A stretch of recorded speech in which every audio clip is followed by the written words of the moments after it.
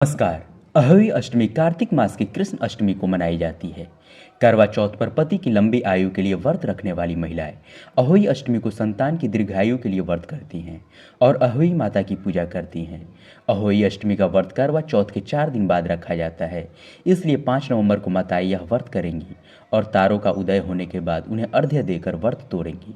दीपावली की पूजा से 8 दिन पड़ने वाला यह व्रत उत्तर भारत की महिलाएं सबसे ज़्यादा करती हैं। इस दिन बच्चों की अच्छी सेहत, सुंदर भविष्य और दीर्घायु के लिए माताएं निर्जला उपवास करती हैं। आइए आपको बताते हैं कि अहोई अष्टमी की पूजा विधि, शुभ मुहूर्त और इस दिन महिलाओं को कौन से कार्य करने की मनाही होती है। कार्तिक मास की कृष्ण अष्टमी का आरंभ 4 नवंबर को आधी रात के बाद 12:59 पर होगा, यानी कि 5 नवंबर की तिथि का आरंभ हो जाएगा और इसका समापन 5 नवंबर को आधी रात के बाद 3:18 पर होगा।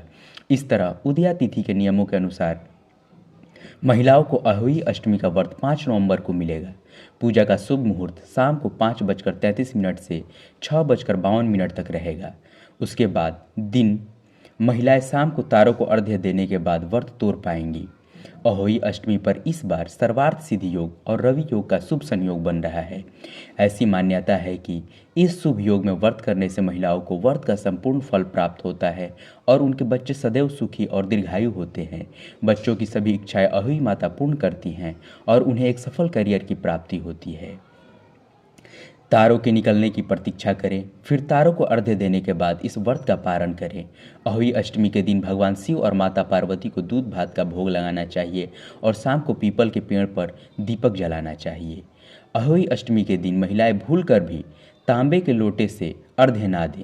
अर्घ्य देने के लिए स्टील या फिर चांदी के लोटे का प्रयोग करें और इस दिन महिलाएं भूलकर भी तुलसी पत्ता ना तोड़ें। अहोई के चित्रांकन में अधिकतर 8 कोष्ठक की एक पुतली बनाई जाती है। उसी के पास शाही तथा उसके बच्चों की आकृतियां बना दी जाती है। करवा चौथ के ठीक 4 दिन आगे अष्टमी तिथि को देवी अहोई माता का व्रत किया जाता है।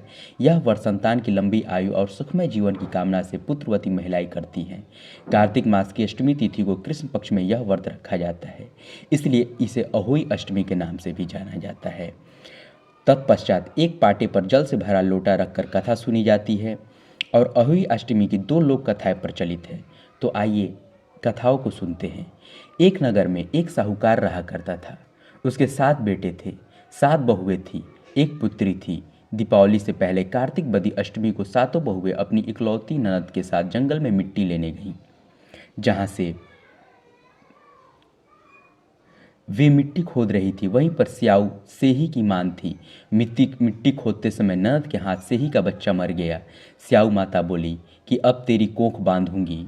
तब ननद अपनी सातों भाभियों से बोली कि तुम में से कोई मेरे बदले अपनी कोख बांध लो।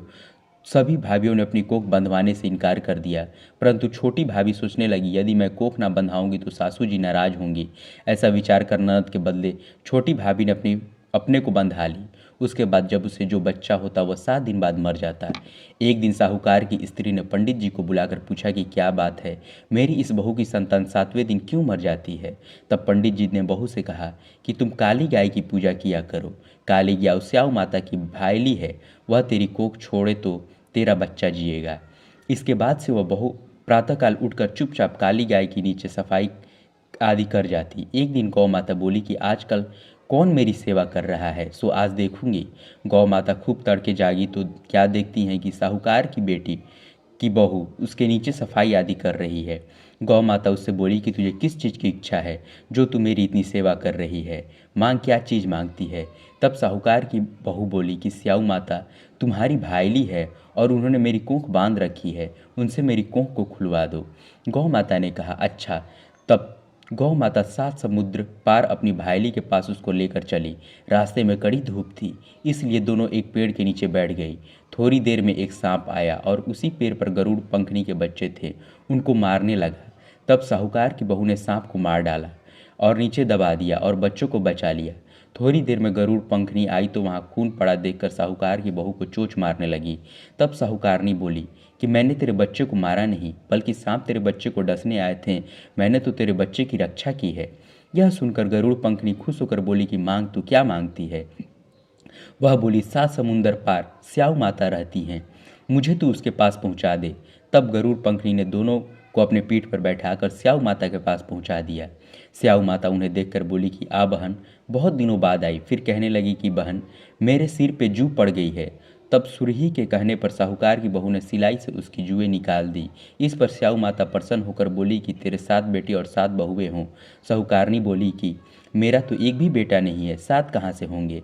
स्याऊ माता बोली, वचन दिया, वचन से फिरूँ तो धोबी के कंड पर कंकरी हूँ।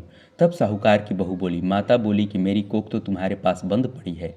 यह सुनकर स्याऊ माता बोली, तूने तो मुझे ठग लिया। मैं तेरी कोख खोलती तो नहीं, परंतु अब खोलनी पड़ेगी। जा, तेरे घर में तुझे 7 बेटे और 7 बहुएं मिलेंगे। तू जाकर उजमान कर, 7 अहोई बनाकर 7 कढ़ाई करना। वह घर लौटकर आई तो देखा 7 बेटे और 7 बहुएं बैठी हैं। वह खुश हो गई। उसने 7 अहोई बनाई, 7 उजमान किए, 7 कढ़ाई की। दिवाली के दिन जेठानियाँ आपस में कहने लगी कि जल्दी जल्दी पूजा कर लो, कहीं छोटी बहू बच्चों को याद करके रोने ना लगे। थोड़ी देर में उन्होंने अपने बच्चों से कहा, अपनी चाची के घर जाकर देखो कि वहाँ अभी तक वह रोई क्यों नहीं। बच्चों ने देखा और वापस आकर कहा कि चाची तो कुछ मान रही है, खूब उजमान हो रहा है। यह सुनते ही जेठानियाँ दौड़ी दौड़ी उसके घर गईं और जाकर पूछने लगी कि तुमने कोख कैसे बचाई। वह बोली, तुमने तो कोख बंधाई नहीं, मैंने बांध ली। अब स्याऊ माता ने कृपा करके मेरे को खोल दी है। स्याऊ माता ने जिस प्रकार उस साहूकार की बहू की कोख खोली, उसी प्रकार हमारी भी खोलिए, सबकी खोलिए, कहने वाली की तथा हुंकार भरने वाले तथा परिवार की कोख खोलिए। धन्यवाद। अगर आपको ये वीडियो पसंद आए तो इस वीडियो को लाइक करें और चैनल को सब्सक्राइब करें।